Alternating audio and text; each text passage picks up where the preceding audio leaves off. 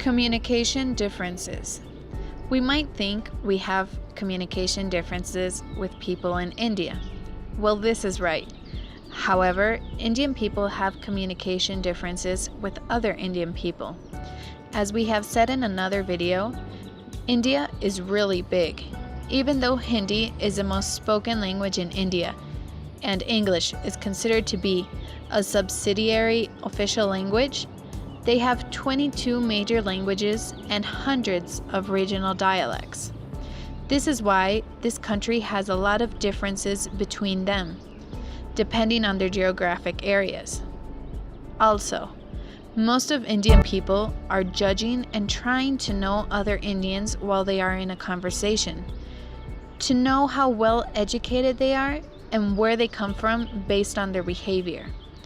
These differences could lead to misunderstandings, and these judgments could be an aggression, because Indian people are usually judging other Indians, but they don't like being judged themselves. One of the communication differences that most of Indian people have with us is that they are anxious to please and say what the other person wants to hear.